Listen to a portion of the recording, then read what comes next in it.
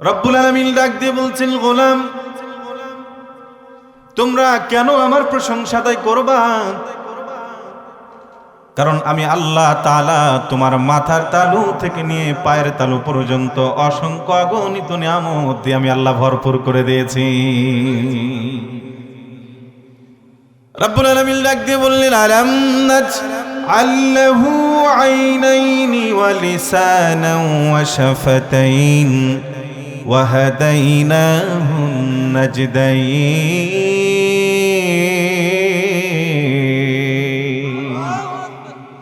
হয় না আরো জোরে আল্লাহু আকবার। ও সোনাই কুল্লির মুসলমান, একবার আল্লাহু আকবার বলবেন, সুবহানাল্লাহ বলবেন, আলহামদুলিল্লাহ বলবেন।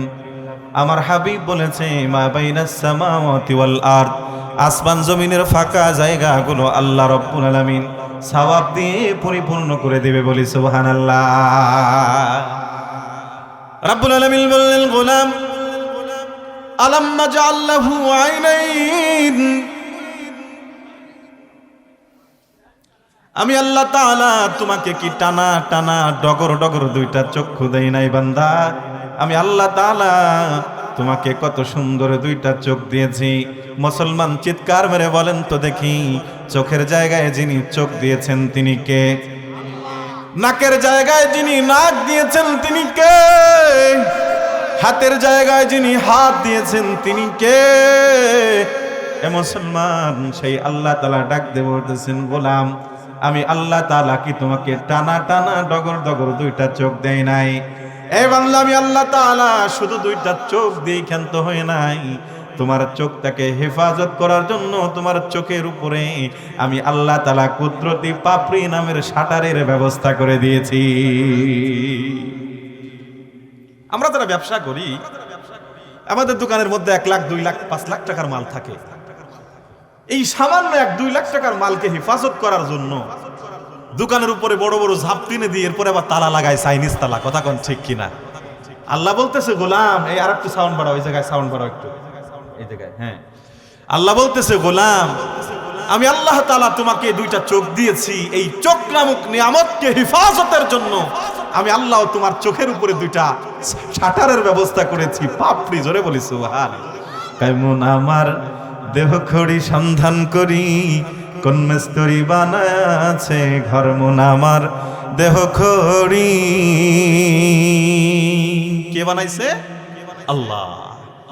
সে আল্লাহ রাব্বুল আলামিন ডাক দিয়ে বলছেন, গোলাম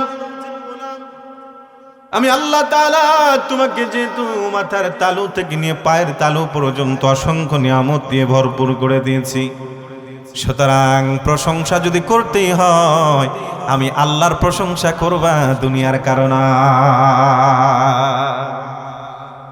এ মুসলমান, আপনাকে আপনার নেতা বানায় নাই, আপনাকে আপনার নেত্রী বানায় নাই, আপনাকে আপনার দল বানায় নাই, আপনাকে বানিয়েছেন যিনি, তিনি কে?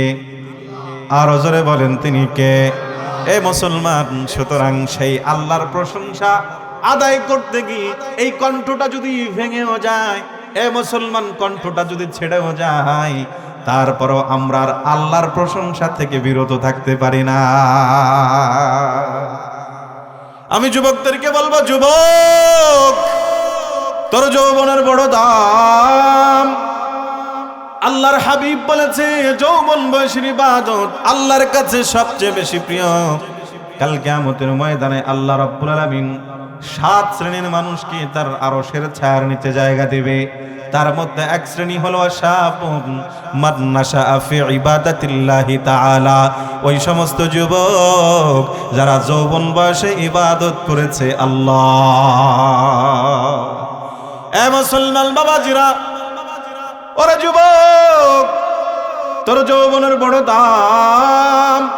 লাইফ ইজ নট পার্মানেন্ট, জীবনের কোনো নিশ্চয়তা নাই, জীবনের কোনো ভরসা নাই, যখন তখন মৃত্যু আসতেই পারে। কথা কোন ঠিক কিনা? এ মুসলমান, আহারে আমাদের বলমারি থানার গুনবাহী ইউনিয়নের নয়নিপাড়া গ্রাম, এই নয়নিপাড়া গ্রামের এক সন্তান, নাম তার আবু বকর। এই আবু বকর অল্প বয়সেই বিদেশে পাড়ি জমাইলো, লাখ লাখ টাকা কামাই করলো। অবশেষে যখন বিদেশ থেকে বাড়ি ফিরার সময় তার চোখের মধ্যে কত নানান স্বপ্ন। আবু বকর বাড়ি ফিরবে, বাড়িতে একটা বিল্ডিং করবে, ভালো পরিবারে বিবাহ করবে, সংসার করবে। এ মুসলমান আবু বকর বাড়িতে আসলো, বিল্ডিং এর জায়গায় পড়ে থাকলো, বিয়ের জায়গায় পড়ে আছে। আবু বকর পাশের বাড়ির চাচাতো ভাইয়ের মোটরসাইকেল পাইয়া ক্ষিপ্ত গতিতে যখন মধুমতির নদী আলানখালী ব্রিজে ঘুরতে যায়, প্রচন্ড ধাক্কা লেগে আবু বকর লাশ হয়ে যায়। কথা কোন ঠিক কিনা? আজ না হয় কাল তুমি যাইবা কবরে, যাওয়ার সময় দেখবে চেয়ে গো ও তোমার সবই রইল পরে, যাওয়ার সময় দেখবে চেয়ে গো। নানা গেল নানি গেল কেউ এলো না ফিরে, দাদা গেল দাদি গেল কেউ এলো না ফিরে, সবাইকে যাইতে হবে গো ও তোমার সবই রইল পরে, সবাইকে যাইতে হবে গো। ঠিক কিনা ভাই? সাউন্ড একটু বাসায় দিতে, বুঝলাম না তো কেন নিয়ে যাচ্ছেন কে? ভাইরা আমার গভীর মনোযোগ দেন। যুবকদেরকে বলবো, যুবক আয় আয় আল্লাহর কোরআনের মাহফিলে আয়। কোরআন তোকে পরিবর্তন করতে পারে, পরিবর্তন করতে পারে। কারণ কোরআন এসে ম্যাগনেট, কোরআনের মধ্যে চুম্বক আকর্ষণ আছে। কোরআন মানুষের অন্তরের সাথে ছোঁয়া লেগে, কোরআন মানুষের অন্তরের সঙ্গে স্পর্শ করে মানুষের অন্তর থেকে কুফর শিরক বেদাত সব বের করে দিয়ে, কুফর শিরক সব বের করে দিয়ে একজন বান্দাকে আল্লাহর খাঁটি গোলামে পরিণত করে দেয়। কথা কোন ঠিক কিনা? বর্তমান সময়ে কিছু বুদ্ধিজীবী আছে, যেই বুদ্ধিজীবীরা আমার যুবকদেরকে কোরআনের মাহফিল থেকে দূরে সরায় নিয়ে যেতে চায়। বুদ্ধিজীবী ছিলেন আপনারা? কে কে বুদ্ধিজীবী ছিলেন একটু হাত তুলে দেখান। বুদ্ধিজীবী ছিলেন না আপনারা? আরে আপনারা কি আমার ভাষা বুঝেন? আমি বুঝতেছি না, তবে তো মনে আছে আমি গোরস্থানে বসে ওয়াজ করতেছি। একটু কথা বলতে হবে তো আমার সাথে। আমি তো যদি আপনাদের এলাকায় নতুন, কিন্তু আমার ফরিদপুরে তো আমি খুব পুরন বক্তা। আমার নাম শুনলে তো এরকম কিছু মানুষ আগে থেকে বসে থাকে ওয়াজ শোনার জন্য। এ বাজানেরা, ভাষা না বুঝলে একটু সমস্যা আছে। আচ্ছা, আমরা বলমারির মানুষ পানিরে পানি কই, আপনারা শ্রীপুরের মানুষ পানিরে কি কন? পানি কন। বাংলাদেশে একটা জেলা আছে, নাম হলো ফেনী। নাম কি? ওরা পানিরে পানি কয় না, পানিরে কয় হানি। কথা কন ঠিক কিনা? আমার ফরিদপুরের এক বক্তা ওয়াজ করতে গেছে ফেনীতে। ফেনীর কাঁচা বাজারে সুন্দর সুন্দর পাকা পাকা পেঁপে সাজায় রাখছে। তো বক্তা সাহেবের পেঁপে দেখে লোভ সামলায় না, প্রাইভেট করে গ্লাসটা একটু নামাইয়ে আঙ্গুল দিয়ে ইশারা করে বলতেছে, দোকানদার তোর দোকানের হে হে কত করে কেজি, আমার এক কেজি হে হে দে। দোকানদার আশ্চর্য হয়ে গেছে, ডাক দিয়ে বলতেছে, হুজুর বাপ দাদা 14 গোষ্ঠী এখানে 24 বছর যাবত ব্যবসা করি, আজ পর্যন্ত হে হে চোখে টাকা দূরের কথা নামও তো শুনি নাই। হুজুর বলতেছে, দোকানদার তোরা ফেনীর মানুষ বলে নিজেরে খুব চালাক মনে করিস তাই না, আর আমরা ফরিদপুরের মানুষ বলে আমাদেরকে মগা মনে করিস। আমি দেখতে পাচ্ছি তোর দোকানে হে হে আছে, তাড়াতাড়ি মা পার আমার কাছে দে। দোকানদার 2 হাত জোর করে বলতেছে, হুজুর আল্লাহর রাস্তায় মাপও চাই, ক্ষমাও চাই, প্রয়োজন হলে আপনার 10 টাকা দানও করবার মাদ্রাসায়, কিন্তু আমার দোকানে হে হে নাই, আপনি অন্য দোকানে যান। দোকানদার ডাক দিয়ে বলছে, এই মাইন্ড করিস না, আমরা ফরিদপুরের মানুষ যে পানিরে পানি কই, তোরা ফেনীর মানুষ কি কোস? আমরা হানি কই। তা আমার ফরিদপুরের পানি ফরিদপুর অতিক্রম করে ফেনীতে আসলে যদি হানি হয়ে যায়, তো ফরিদপুরের পেঁপে ফরিদপুর অতিক্রম করে ফেনীতে আসলে হে হে হওয়ার কথা। কথা কোন ঠিক কিনা? এই জন্য ভাষার ব্যাস কম হওয়াই স্বাভাবিক। ভাষা বুঝলে সমস্যা হয় না, না বুঝলেই সমস্যা হয়। কথা বলেন ঠিক কিনা? আরো জোরে বলেন ঠিক কিনা ভাইরা আমার। এজন্য আমার ভাষা যদি বুঝে থাকেন, একটু ঠিক বেঠিক সুবহানাল্লাহ আলহামদুলিল্লাহ মাশাআল্লাহ এগুলো বলতে পারবেন না। আমার যেন সামনে মনে না হয় যে আমি গোরস্থানে বসে ওয়াজ করতেছি। ওয়াজ জিন্দা মানুষের জন্য। কাদের জন্য? আরো জোরে বলেন কাদের জন্য? জিন্দা মানুষের জন্য ওয়াজ। সুতরাং ওয়াজ শুনতেও হবে জিন্দা মানুষের মতো। ঠিক আছে ইনশাআল্লাহ? তাহলে বর্তমান যুব সমাজদেরকে উচিত ছিল কোরআনের মাহফিলে আকর্ষণ করা, কোরআনের মাহফিলের দিকে ডেকে আনা, কোরআনের মাহফিলের দিকে তাদেরকে মাইল করা। কিন্তু আমার দেশে কিছু বুদ্ধিজীবী নামের কুলাঙ্গার আছে, যারা এই যুবকদেরকে বিভিন্ন উদ্ভট কথা বলে যুবকদেরকে পথভ্রষ্ট করে কোরআনের মাহফিল থেকে দূরে সরায় নিয়ে যেতে চায়। এরকম আছে না? না আমি বলতেছিলাম বুদ্ধিজীবী কাকে বলে? যারা মাছ বিক্রি করে এদেরকে বলে মৎস্যজীবী। যারা কলকারখানা ইন্ডাস্ট্রিতে যারা শ্রম দেয় এদেরকে বলা হয় শ্রমজীবী। যারা বিভিন্ন পেশায় নিয়োজিত এদেরকে বলা হয় পেশাজীবী। আর যারা যারা বুদ্ধি বিক্রি করে খায় এরা হলো বুদ্ধিজীবী। কথা কোন ঠিক কিনা? বুদ্ধিজীবী হওয়া ভালো যদি বুদ্ধির মধ্যে থাকে আল্লাহর কোরআন। বুদ্ধিজীবী হওয়া ভালো যদি বুদ্ধির মধ্যে থাকে রাসূলের সুন্নাহ। ওদের বুদ্ধি নিবেন না যাদের বুদ্ধিতে কোরআন নাই, সুন্নাহ নাই। ওদের বুদ্ধি নিলে ডুবে মরা ছাড়া কোনো উপায়। ফিরাউনের হোম মিনিস্টার নাম ছিল হামান। নাম কি? এই হামান ছিল বুদ্ধির কামান। ফিরাউনরে বুদ্ধি দিতে দিতে লোহিত সাগরের মধ্যে নিয়ে চুবাই মারছে। আমরাও বিগত সময় দেখছি আমাদের পাশেও কিছু বুদ্ধিজীবী ছিল, আমাদেরকেও বুদ্ধি দিয়ে চক্রান্তর ষড়যন্ত্র করে আমাদেরকেও চুবাই মারছে। ভবিষ্যতে যারা আমরা আসতেছি আমরাও যদি সতর্ক না হই আমাদেরকেও যে চুবাই মারবে না আর কোনো গ্যারান্টি। সুতরাং সজাগ হতে হবে। যেই সমস্ত বুদ্ধিজীবীদের মাথায় কোরআন নাই, হাদিস নাই, কবর ভরা, ওদের বুদ্ধি নেওয়া যাবে না। ওদের বুদ্ধি নিলে ডুবে মরা ছাড়া কোনো গতি। ভাইরা আমার, এই বুদ্ধিজীবীরা বলে যুবকরা তোমরা কোরআনের মাহফিলে যেও না। কোরআনের মাহফিলে গেলে যুবকরা নাকি জঙ্গি হয়ে যায়, যুবকরা নাকি মৌলবাদ হয়ে যায়। সোনাইকুণ্ডের মুসলমান আপনারা বলেন তো দেখি, আজ পর্যন্ত এমন কি একটা প্রমাণ পেয়েছেন যে কোরআনের মাহফিল শুনে আপনার কোনো সন্তান, আপনার কোনো ভাতিজা, আপনার কোনো প্রতিবেশী মাস্তান হয়েছে, গুন্ডা হয়েছে, ছিনতাইকারী হয়েছে, পকেটমার হয়েছে, এরকম কোনো প্রমাণ আছে? বরং আমরা উল্টো দেখেছি, কোরআন শুনে দাড়ি ছাড়া মানুষগুলো দাড়িওয়ালা হয়েছে, টুপি ছাড়া মানুষগুলো টুপিওয়ালা হয়েছে, পাঞ্জাবি ছাড়া মানুষগুলো সুন্নতি লেবাসওয়ালা হয়েছে, এমনকি আল্লাহ ভোলা মানুষগুলো কোরআন শুনে আল্লাহওয়ালা হয়ে গেছে। এ মুসলমান, গভীর মনোযোগ দেন। সুতরাং কোরআনের মাহফিলে এসে কেউ খারাপ হয় না, বরং যাত্রা পালায়, জারি গান, পালা গান আর বিচ্ছেদ গানে যারা যায় তারাই খারাপ হয়, নষ্ট হয়, ধর্ষণকারী হয়, ধর্ষক হয়। যাত্রা পালায় ভালো মানুষ যায় না, সব ফাতরার দলেরা যায়। দুর্নীতির ওই আখড়ায় বসে জাহির করে জ্ঞান, দুর্নীতির ওই আখড়ায় বসে জাহির করে জ্ঞান। কলম দিয়ে কামায় টাকা, কলম দিয়ে কামায় টাকা, আবার ধরে সাধুর ভান। ওরা শিক্ষিত শয়তান, ওরা শিক্ষিত শয়তান, ওরা শিক্ষিত শয়তান, ওরা শিক্ষিত শয়তান। ওরা হলো দেশের লাগি মহামারীর মতো, পাইলে কলম ঠেকাইয়া চালায় ওরা নির্যাতন। সুদের টাকায় ওদের বুড়ি, ঘুষের টাকায় ওদের বুড়ি, হয়েছে টান টান। ওরা শিক্ষিত শয়তান, ওরা শিক্ষিত শয়তান। আছে না নাই?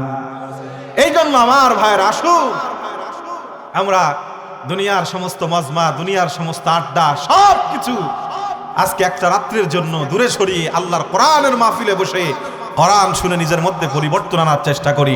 সকলে পড়ুন আমিন। ভাইয়ের আমার, আমি আপনাদের সামনে পবিত্র কোরআন আল কারীমের গুরুত্বপূর্ণ একটি সূরা, পবিত্র কোরআন আল কারীমের 15 নম্বর পারার 1 নম্বর পৃষ্ঠায় আল্লাহ তাআলা গুরুত্বপূর্ণ যে সূরাটি দিয়েছেন, সূরা সিরিয়ালের দিক দিয়ে 17 নম্বর সূরা। সূরার নাম হলো সূরাতু বনী ইসরাঈল। সূরার নাম কি? আরো জোরে বলেন, সূরার নাম কি?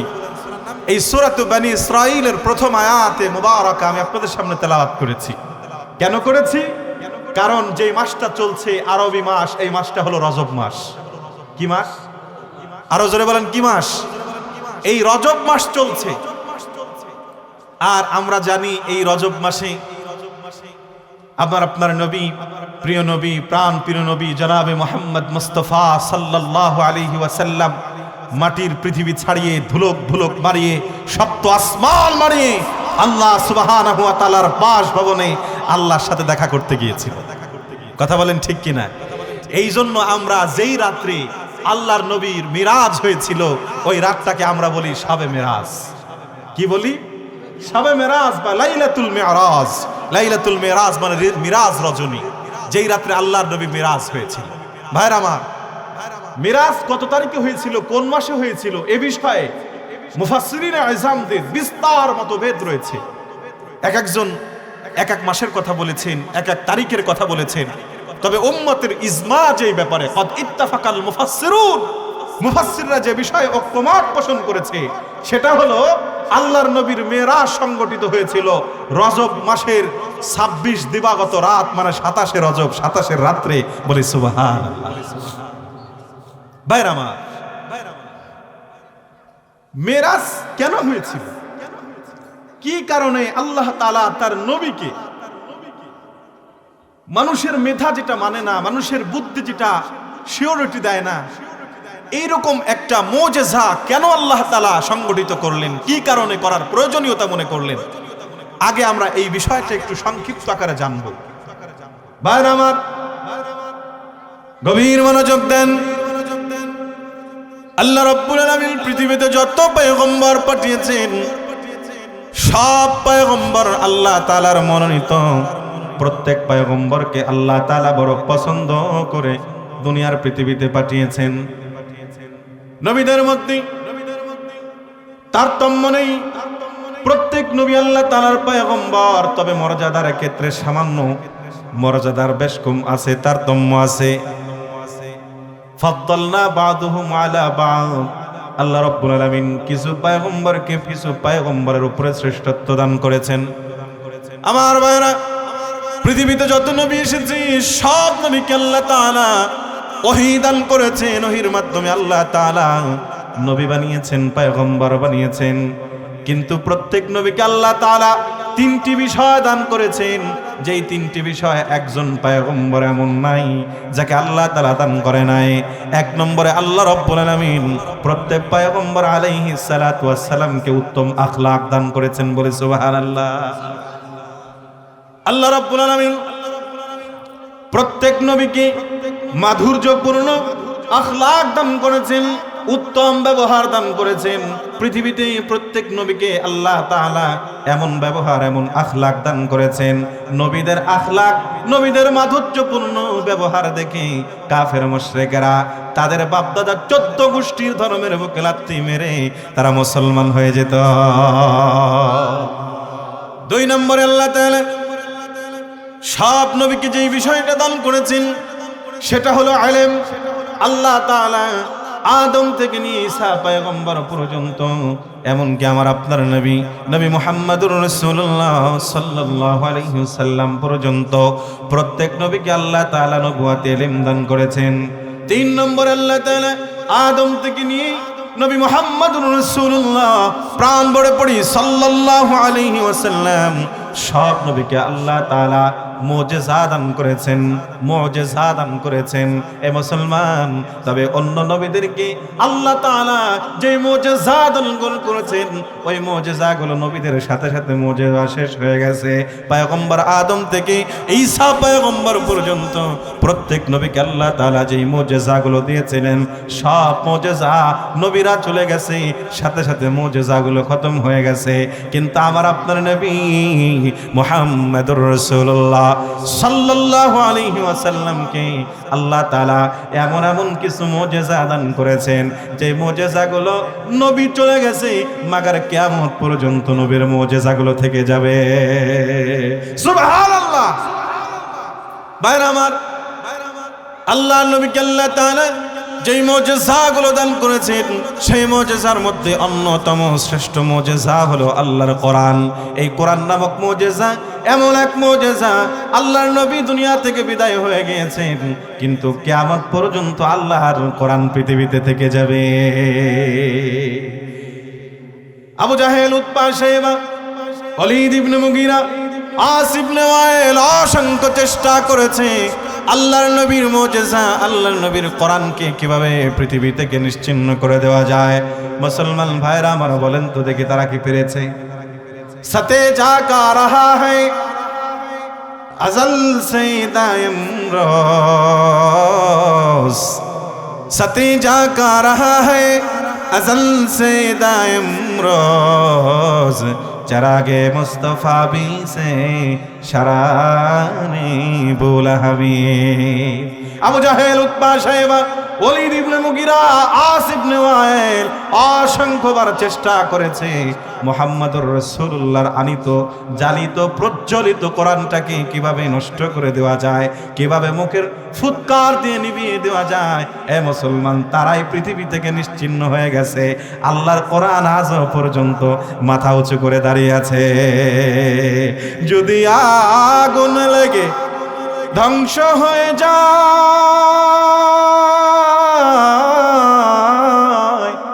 ধ্বংস হয়ে যায়, ও যদি আগুন লেগে ধ্বংস হয়ে যায় সব বইয়ের দোকান, তবে বিশ্ব থেকে হারাবে না পবিত্র কোরআন।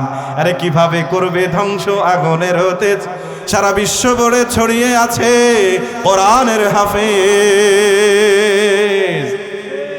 আরে কিভাবে করবে ধ্বংস আগুনের তেজ, সারা বিশ্ব ভরে ছড়িয়ে আছে কোরআনের হাফেজ। ওরা ছাপায় আসমানি গ্রন্থ, ওরা ছাপায় আসমানি গ্রন্থ, রাখিবে ইসলামের মান, সারা বিশ্ব থেকে হারাবে না পবিত্র কোরআন। আল্লাহু আকবার। ভাইরা আমার, এই জন্য বলতেছিলাম আল্লাহর কোরআনকে আবু জাহেল, উতবা, শাইবা চেষ্টা করেছে কিভাবে নষ্ট করে দেওয়া যায়, তারা পারে নাই। আজকে আবু জাহেল, উতবা, শাইবাদের প্রেতাত্মা যারা আছে ওরাও চেষ্টা করতেছে, মাগার পারবে না। সম্ভব? কথা বলে। আহা, মাঝে মধ্যে আমার বলতে মনে চায়, মাঝে মধ্যে শ্রোতারা আমাদেরকে জিজ্ঞাসা করে, হুজুর আজ থেকে 1450 বছর আগে আবু জাহেল, উতবা, শাইবা, ওলীদ ইবনে মুগীরা এরা ছিল, এরা কোরআন প্রচারে বাধা দিয়েছে, কিন্তু আজকে তো আবু জাহেল নাই, উতবা নাই, আজকে কারা কোরআন প্রচারে বাধা দেয়? আমি সুন্দর করে একটি গল্পের মাধ্যমে উদাহরণ দেই। ভাইরা, এক ধনী লোক অসুস্থ হয়েছে, রক্তের দরকার। কিসের দরকার? আমি বলছি একটু কথা বলতে হবে। কিসের দরকার? রক্তের দরকার। ধনী লোক, টাকা পয়সার কোনো সমস্যা নাই, রক্ত তো যে কোনো দামে যে কোনো মূল্যে কিনতে পারে। সমস্যা হলো যেই গ্রুপের রক্ত দরকার সেই গ্রুপের রক্ত খুঁজে পাওয়া যাচ্ছে না। ধনী লোককে কি হসপিটালের বেডে শোয়ায় রাখছে, আত্মীয় স্বজন হন্য কুত্তের মতো খুঁজতেছে রক্ত কোথায় পাওয়া যায়। কে যেন বলতেছে, দেখো তোমাদের আত্মীয়ের যেই গ্রুপের রক্ত দরকার ওই গ্রুপের রক্ত অমুক জায়গায় 3 রাস্তার মোড়ে কারেন্টের খাম্বার সাথে একটা লোক দাঁড়ায় আছে, দেখবা হেলান দিয়ে, ওই লোকটার শরীরে তোমাদের আত্মীয়ের শরীরের রক্ত আছে। লোকজন দৌড়ায় গেছে, দেখে কারেন্টের খাম্বার সাথে 3 রাস্তার মোড়ে এক হ্যাংলা পাতলা লোক, মাথার চুলগুলো উস্কো খুস্কো, শরীরের কাপড়গুলো এলোমেলো, হেলান্তে দাঁড়ায় আছে। লোকজন গিয়ে হাত পাও জড়ায় ধরছে, ভাই তোমার শরীরে যেই রক্ত আমাদের আত্মীয় সেই রক্ত বাঁচানো যাচ্ছে না, যদি দয়া করে তুমি এক ব্যাগ রক্ত দাও, আমাদের আত্মীয়রে বাঁচানো যাবে। শেষরা ডাক দিয়ে ধমক দেখে, তোমরা চিনো আমারে? কার কাছে রক্ত চাচ্ছ? আমি ভাবলাম এই এলাকার নাম করা শেষরা, শেষরা মিসালাই ভাতই তো 3 বেলা ঠিক মতো খাই না, আমি রক্ত দেবো কোত্থেকে? ধনী লোকের আত্মীয় স্বজন মনে মনে ভাবে, আহারে ও যেই কায়দার শেষরা, যেই বেকায়দার লোক, ওর কাছ থেকে রক্ত চেয়ে পাওয়া যাবে না, রক্ত আদায় করে নিতে হবে। কথা বলেন ঠিক কিনা? কারণ মাঝে মধ্যে অধিকার যখন চেয়ে পাওয়া না যায়, অধিকার তখন আদায় করে নিতে হয়। কথা বলেন না কেন? স্বাধীনতার 1/2 শতাব্দী বছরে আমরা বহুত অধিকারের কথা বলেছি। বিশেষ করে 90% মুসলমানের অধিকার দাবি ছিল। বাংলার জমিন 90% মুসলমানের জমিন। এই জমিনে মুসলমানরা বসবাস করে। সেই জমিনে যারা যেই সমস্ত নাস্তিক আর মুরতাদরা আল্লাহর নবীর বিরুদ্ধে গুস্তাখি করে, ধর্মের বিরুদ্ধে যারা কথা বলে, আল্লাহর বিরুদ্ধে যারা কথা বলে, যেই সমস্ত বাউল নামের ফাউলরা নবী মুহাম্মদুর রাসূলুল্লাহকে নিয়ে কথা বলে, আল্লাহর আকাশ চুম্বি শান এবং মানের বিরুদ্ধে যারা কথা বলে, এদেরকে মৃত্যুদণ্ড, ফাঁসি দিতে হবে। কথা বলেন ঠিক কিনা? স্বাধীনতার 1/2 শতাব্দী বছরে আমরা বহুত মৃত্যুদণ্ড দেখেছি, বহুত যাবজ্জীবন কারাদণ্ড আমরা দেখেছি, বহুত দেশান্তরিত আমরা দেখেছি, বাবা হত্যার বিচার দেখেছি, ভাই হত্যার বিচার দেখেছি, মাগার একটা গুস্তাখে রাসূলদের বিচার বাংলার জমিনে দেখি না। কথা বলেন না কেন? সুতরাং অধিকার যখন বাংলার মুসলমানরা চেয়ে পায় নাই, অধিকার তখন মাঠে নেমে আদায় করে নিয়েছে। ভাইরা মা, ধনী লোকের আত্মীয় স্বজন মনে মনে ভাবতেছে, আরে এর থেকে রক্ত চেয়ে পাওয়া যাবে না, রক্ত আদায় করে নিতে হবে। কিভাবে? 4 জন 4 হাত পাও ধরে হসপিটালের বেডে টানতে টানতে নিয়ে গেছে। হসপিটালের বেডের মধ্যে জোর করে শোয়াইয়া বড় একটা সুই পুশ করে একে একে 3 ব্যাগ রক্ত বের করছে। কয় ব্যাগ? যে এতক্ষণ এক ব্যাগও দিতে চায় না, তার কাছ থেকে বের করছে 3 ব্যাগ। 3 ব্যাগ রক্ত বের করার পরে ধনী লোকের শরীরের মধ্যে যখন পুশ করছে, ধনী লোক সুস্থ, খুশিতে বাকবাক্কুম পায়রা মাথায় দিয়ে তাইরা দৌড়াই চলে এসে চেক বই একটা হাতে নিয়ে এসে বলতেছে, শেষরা তুই আমার 3 ব্যাগ রক্ত দিয়ে আমার জান বাঁচাইছিস, তোরে আমি একটু হাদিয়া দিতে চাই। কি হাদিয়া? 3 ব্যাগ রক্তের বিনিময়ে তোরে 3 লাখ টাকার একটা চেক দিলাম, জানি। শেষরা যখন চোখে দেখে 3 লাখ টাকার একটা অঙ্ক লেখা, শেষরা লাভ দিয়ে তারা আমি আরো 1 ব্যাগ দিব। যে এতক্ষণ 1 ব্যাগও দিবা চাইলা, সে এখন তো আমি আরো 1 ব্যাগ দিব। কারণ কি? টাকা। টাকা। ভাইরা আমার, ধনী লোক বলতেছে, শেষরা রক্ত এখন আর লাগবে না, যখন লাগবে তোর টেলিফোন দিব, টেলিফোন নাম্বার দিয়ে যা। শেষরা টেলিফোন নাম্বার দিয়ে শেষরার বাড়ি, ধনী লোকের বাড়ি। কয়েকদিন পর আবার ধনী লোক অসুস্থ, রক্তের দরকার। ফোন দিছে শেষরা, হ্যালো শেষরা তুমি কই? আমি তো অমুক জায়গায় 3 রাস্তার মোড়ে আসতেছি, দ্রুত চলে আসছে। আবার ওর হসপিটালের বেডে শোয়াইয়া 3 ব্যাগ রক্ত বের করে যখন ধনী লোকের শরীরের মধ্যে পুশ করছে, ধনী লোক সুস্থ, খুশিতে বাকবাক্কুম পায়রা মাথায় দিয়ে টায়রা দৌড়াই আসে শেষরার কাছে, মাগা চেক বই হাতে নাই। পকেট থেকে টাকা বের হয়েছে, 2 টাকার নোট 3টা, তার একটা হলো ছিঁড়া। কথা বুঝেন? 2 টাকার নোট 3টা, তার একটা হলো, মানে টাকা হলো 6 টাকা, 2 টাকা হলো ছিঁড়া। শেষরা যখন দেখে আমার টাকা দিছে 6টা, তার 2টা হলো ছিঁড়া, শেষরা তেলে বেগুনো জ্বলে উঠছে, চোখ বড় বড় করে কয়, মিয়ার মস্কারা করে? কয়েকদিন আগে একই শরীরের রক্ত দিলাম 3 ব্যাগ, টাকা দিলেন 3 লাখ, সেই শরীরের রক্ত আবার দিলাম 3 ব্যাগ, টাকা দিলেন 6 টাকা, তার 2 টাকা ছিঁড়া, মিয়া মস্কারা করেন? শেষরার মাথার মধ্যে হাত বুলাইয়া ধনী লোক বলতেছে, শেষরা মাইন্ড করিস না, কয়েকদিন আগে আমি ছিলাম ধনী, আমার শরীরের রক্ত ছিল ধনী, এই রক্ত সার্কুলেশন হয়ে অন্তর থেকে বের হয়ে হাতের মধ্যে আসতো, সেই হাত দিয়ে তোর চেক লেখা 3 লাখ টাকা দিছি, কোনো সমস্যা হয় নাই। কিন্তু তোর শেষরা মার্কা রক্ত যেই দিন আমার শরীরের মধ্যে প্রবেশ করছে, ওই দিন থেকে আমার মন মানসিকতাও শেষরা মার্কা হয়ে গেছে। বুঝে না এরা? বুঝে না? আবু জাহেল, উতবা, শাইবা, ওয়ালিদ ইবনে মুগীরা আজ থেকে 1450 বছর আগে কোরআন প্রচারে বাধা দিত, আল্লাহ তাআলার কোরআন প্রচারে তারা বাধা দিত, মুহাম্মদুর রাসূলুল্লাহর পথে তারা কাটা বিছাতো, মুহাম্মদুর রাসূলুল্লাহকে অকথ্য নির্যাতন করত। আমার মুসলমানেরা, বর্তমান সময়ে যারা কোরআন প্রচারে বাধা দেয়, কোরআনের মাহফিলে 144 জারি করে, কোরআনের মুফাসসিরদের সঙ্গে বেয়াদবি করে, কোরআনের মুফাসসিরের বক্তব্যের মাঝে তারা বক্তব্য দেয়, খোদার কসম করে বলছি, ওদের শরীরের মধ্যে আবু জাহেলের রক্ত আছে। ভাইরা আমার, গভীর মনোযোগ দিতে হবে। তাহলে বলতেছিলা কোরআনের দরকার আছে না নাই? আর জোরে বলেন, আছে না নাই? কার কার কাছে মনে হয় 2 হাত তুলে আল্লাহরে দেখো, লিল্লাহি তাকবীর।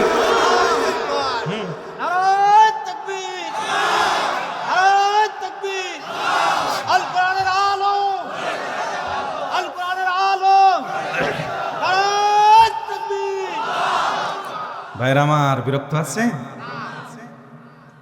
ভাইরা আমার, সেই কোরআন আল কারীম,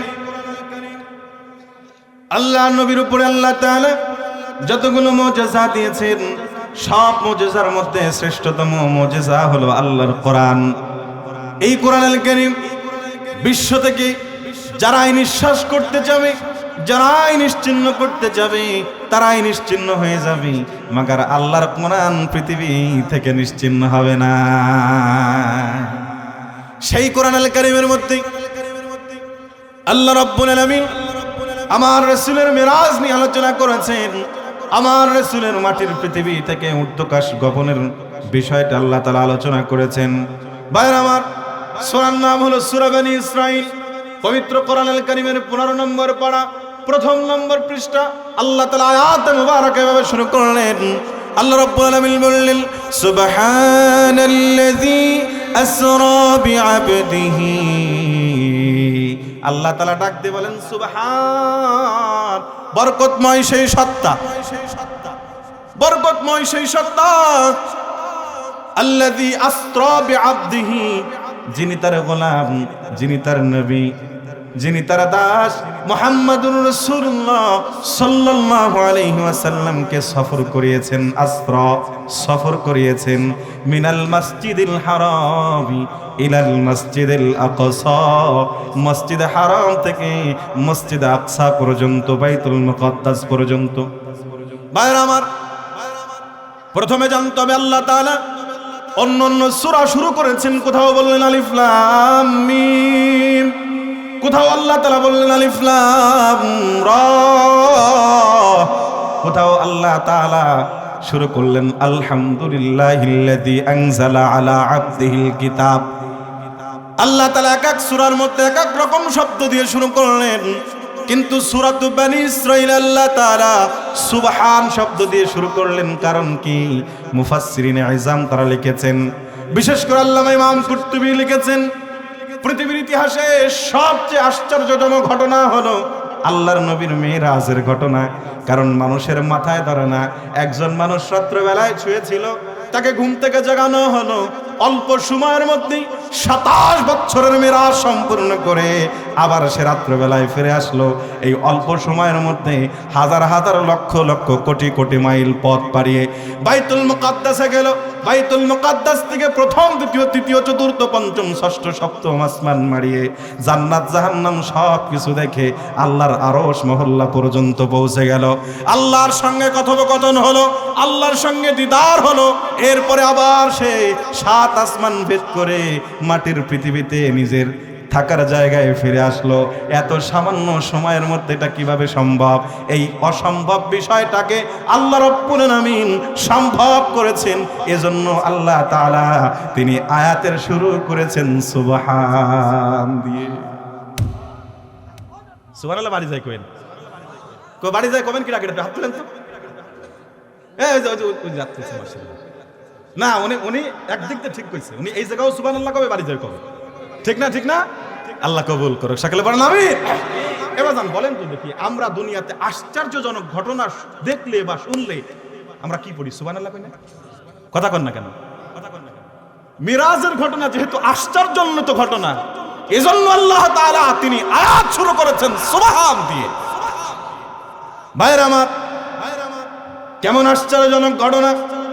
পৃথিবীর ইতিহাস আজ পর্যন্ত যেটাকে স্বীকার করতে চায় না, বিজ্ঞানীরা স্বীকার করতে চায় না, যাদের মাথার মধ্যে গোবর ভরা, যেই সমস্ত বুদ্ধিজীবী নামক বুদ্ধি প্রতিবন্ধী, যাদের মাথার মধ্যে গোবর ভরা, মেধা নাই, ওরা বলে এটা কিভাবে সম্ভব? একজন মানুষ মাটির পৃথিবী থেকে 7 আসমান পাড়িয়ে আল্লাহর বাসভবন পর্যন্ত পৌঁছতে পারে।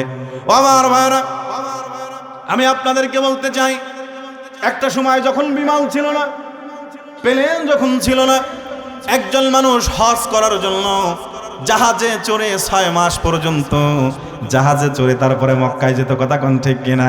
এ আমার ভাইরা, আজকে বিজ্ঞানের কল্যাণে জাহাজ নাই, এখন প্লেন হয়েছে, বিমান হয়েছে। 6 মাসের পথ মাত্র 6 ঘন্টায় বিমানে পাড়িয়ে দেয়। কথা কোন ঠিক কিনা? যেই বিজ্ঞান 6 মাসের পথ কি 6 ঘন্টায় আনতে পারে, এই বিজ্ঞান যে আল্লাহ তাআলা সৃষ্টি করেছেন, এই বিজ্ঞানীদের মাথার মধ্যে যে আল্লাহ মেধা দিয়েছেন, ওই আল্লাহর পক্ষে 6000 বছরের রাস্তা 6 সেকেন্ডেও করা সম্ভব। কথা কোন ঠিক কিনা? বিজ্ঞান বলে ডিয়ার ইজ নো গড, যাকে দেখা যায় না তাকে আমরা বিশ্বাস করি না, স্বীকার করি না। আমার ভাইরা, দেখা তো বহুত কিছু যায় না, আমরা সব স্বীকার করি, কিন্তু সমস্যা খালি আল্লাহর বেলায়, তাই না? এই তুমি যে বলো যা দেখা যায় না তা আমরা স্বীকার করি না, তোমার শরীরের একটা অংশ, তোমার শরীরের একটা অঙ্গ, তার নাম হলো পিঠ। আজ পর্যন্ত নিজের পিঠ নিজে কোনোদিন দেখছেন? এই কে কে দেখছেন? হাত তুলেন। দেখছেন কেউ? নিজের পিঠ নিজে না দেখা যদি নিজের পিঠকে স্বীকার করতে পারি, পিঠ বানানোওয়ালা আল্লাহকে কেন স্বীকার করবো? কথা বল না কেন? ভাইরা মা, এই সমস্ত বাস্তব জগতবাদ গলার ভর্তি মাথা বড় বিজ্ঞানীদের কথা আমরা মুসলমানরা স্বীকার করতে পারি না। মুসলমান তারা নির্দ্বিধায় আল্লাহ রাব্বুল আলামিনের করানো মিরাজকে স্বীকার করবে যারা।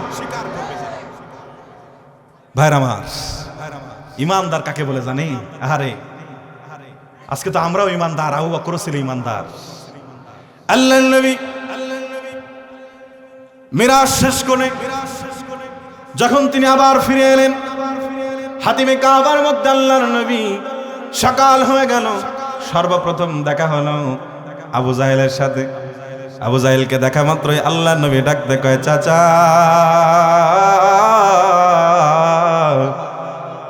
আল্লাহ তাআলা আমাকে রাত্রবেলায় 2 জন ফেরেশতার মাধ্যমে উঠায়া আমার চাচাতো বোন উম্মে হানির ঘর থেকে বাইতুল মুকাদ্দাস পর্যন্ত আমাকে সফর করিয়েছেন।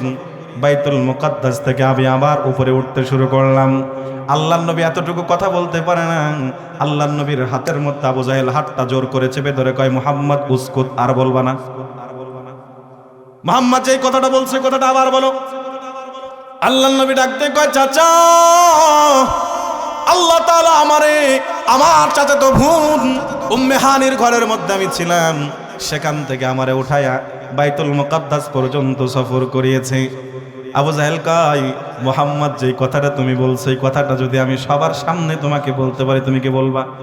আল্লাহর নবী ডাক দিয়ে বলে, চাচা, আমার শৈশব, আমার কৈশোর, আমার যৌবন সব আপনাদের সামনে কেটেছে। চাচা বলেন তো দেখি, আজ পর্যন্ত আমি মুহাম্মদকে একটা মিথ্যা কথা বলছি? আবু জাহেল কয়, না না, একটা মিথ্যা কথা তুমি বলো নাই। আল্লাহর নবী কয়, চাচা, আমি কি একটা বিশ্বাসঘাতকতা করছি? কয়, না, করো নাই। আমি কি একবার আমানতের খেয়ানত করছি? কয়, না, তুমি করো নাই। ও চাচা, আপনি গোটা পৃথিবীর সব মানুষকে যদি একত্রিত করে আমাকে এই কথাটা বলতে বলেন, আমি আবার ওই একই কথা বলবো। আবু জাহেল কয়, ঠিক আছে, তুমি এখানেই দাঁড়ায় থাকো। আবু জাহেল দৌড়ায় চলে গেল। দৌড়াতে দৌড়াতে, হাঁপাতে হাঁপাতে আবু বকরের বাড়ি গিয়ে উপস্থিত হয়েছে। আবু বকরকে ডাক দিতেছে, আবু বকর বাড়ি আছে নাকি? তাড়াতাড়ি বের হও। আবু বকরের মা ডাক দিয়ে কয়, হ্যাঁ, আবু বকর বাড়ি আছে। আবু বকরের মাকে ডাক দিয়ে বলা হলো, আবু বকরকে বের হতে বলো। আবু জাহেলের তাড়াহুড়া দেখি আবু বকরের মা বড় ভয় পেয়ে গেল। আবু বকরের মা কয়, কোনো সমস্যা নাকি? কয়, না, কোনো সমস্যা নাই। আবু বকরের কোনো বিপদ নাই, তাড়াতাড়ি বের হতে বলো। আবু বকর বের হলো। বের হওয়া মাত্রই আবু বকরের হাতটা খপ করে ধরে আবু জাহেল টানতে টানতে হাতিমে কাবা পর্যন্ত নিয়ে গেল, যেখানে আল্লাহর নবী এখনো দাঁড়ায় আছে। সুবহানাল্লাহ। ভাইরা আমার, কেমন নবী, কেমন বিশ্বাসী, কেমন আমানতদার, কেমন ওয়াদা রক্ষাকারী। আল্লাহর নবী বলছে, চাচা, আমি এখানে দাঁড়ায় থাকবো। আবু জাহেল যতক্ষণ আসে নাই, আল্লাহর নবী ততক্ষণ সেখানেই দাঁড়ায় আছে। সুবহানাল্লাহ। এ মুসলমান, আজকে তো আমার আপনার আমানতের খেয়ানত, আমার আপনার ওয়াদা খেলাফি আছে না নাই? কথা কোন ঠিক কিনা? আজকে তুমি দাবি করো আমি মুহাম্মাদের উম্মতের দল। এ মুসলমান, রজব মাস আসলে তুমি শবে মেরাজের আলোচনা শোনো, মাগার তোমার আমলের মধ্যে আল্লাহর নবীর আমল খুঁজে পাওয়া যায় না। কথা দীর্ঘ হয়ে যাবে, আমি বেশি বিস্তারিত কথা বলবো না। তারপরও জানি না কতটুকু পর্যন্ত আগাতে পারবো, আপনাদেরকে নিয়ে মিরাজের কোন পর্যন্ত আগাইতে পারবো। ভাইরা আমার, আমি প্রথমে আপনাদেরকে যে বিষয়টা নিয়ে আলোকপাত করতে চাচ্ছি সেটা হলো, মেরাজ আল্লাহর নবীর হয়েছিল, এটা আমাদেরকে আত্মস্থ করতে হবে, আমাদেরকে বিশ্বাস করতে হবে। আমাদের প্রত্যেকটা রন্ধ্রে রন্ধ্রে, শিরায় উপশিরায় আল্লাহর নবীর মেরাজ সম্পর্কে একটা কিলোকাল থাকবে না, একটা প্রশ্ন থাকবে না, একটা সন্দেহ থাকবে না। কথা বলুন ঠিক কিনা? আবু বকর কেমন ইমানদার দেখে, আবু জাহেল হাত ধরে টানতে টানতে হাতিমে কাবার মধ্যে নিয়ে আসছে। এই আবু বকর, দাঁড়াও, তোমার বন্ধু মুহাম্মদের সামনে দাঁড়াও। আমি সারা জীবন তোমাকে বলছি যে মুহাম্মদ হলো একটা পাগল, নাউজুবিল্লাহ, মুহাম্মদ হলো একটা মাজনুন। তুমি বিশ্বাস করো না, তুমি শুধু বলছো আমারে প্রমাণ দাও, প্রমাণ দাও। তোমাকে প্রমাণ দিতে পারি নাই, আজকে প্রমাণ দেব, প্রমাণ নাও। আবু বকরকে আল্লাহর নবীর সামনে মুখোমুখি দাঁড় করাইছে। আবু জাহেল ডাকতে বলতেছে, ভাতিজা মুহাম্মদ, কিছুক্ষণ আগে আমার কাছে যে কথাটা তুমি বলেছো, কথাটা আবার বলো। আল্লাহর নবী আবু বকরের দিকে ডাকতে কয়, আবু বকর, আল্লাহ তাআলা গত রাত্রে আমাকে আমার ঘর থেকে জাগ্রত করে বাইতুল মুকাদ্দাস পর্যন্ত সফর করিয়েছে। এরপরে আল্লাহর নবী বলতে যাবে, আবু জাহেল ডাক দে কয়, মুহাম্মদ আর বলতে হবে না, চুপ থাকো, এতটুকু পর্যন্ত চুপ থাকো। আবু জাহেল ডাক দে কয়, আবু বকর, বলো তো দেখি, একজন মানুষ যদি একটা শক্তিশালী তাজা তাগড়া ঘোড়ার উপরে সওয়ার হয়ে বাইতুল মুকাদ্দাস পর্যন্ত পৌঁছতে চায়, তার কতদিন সময় লাগবে? আবু বকর ডাক দেখায়, মক্কা থেকে বাইতুল মুকাদ্দাস পর্যন্ত মিনিমাম যদি একটা ঘোড়া স্বাভাবিকভাবে দৌড়ায় যায়, তারপরেও তার কমপক্ষে 1 মাস পর্যন্ত সময় লাগবে দৌড়ায় যেতে।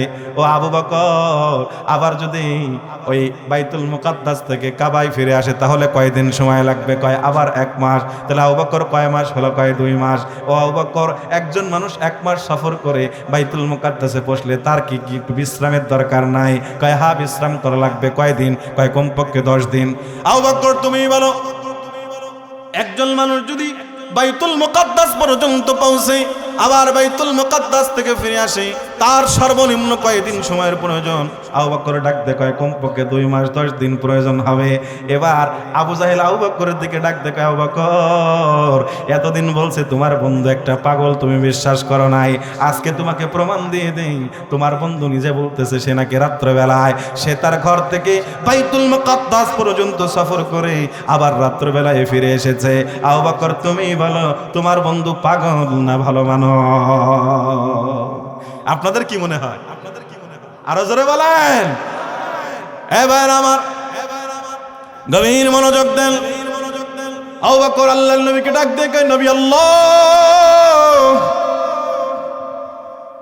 যেই কথাটা আবু জাহেল আমাকে বলে কথাটা আপনি আমাকে বলুন। আল্লাহর নবী ডাক দিয়ে কয় ও আবু বকর, আল্লাহ তাআলা শুধু আমাকে বাইতুল মুকাদ্দাস নয়, বাইতুল মুকাদ্দাস থেকে আবার প্রথম দ্বিতীয় তৃতীয় চতুর্থ পঞ্চম ষষ্ঠ সপ্তম আসমান পাড়ি দিয়া আল্লাহর বাসভবন পর্যন্ত পৌঁছায়া আবার আমার বাড়ি পর্যন্ত ফেরত দিয়ে গেছে।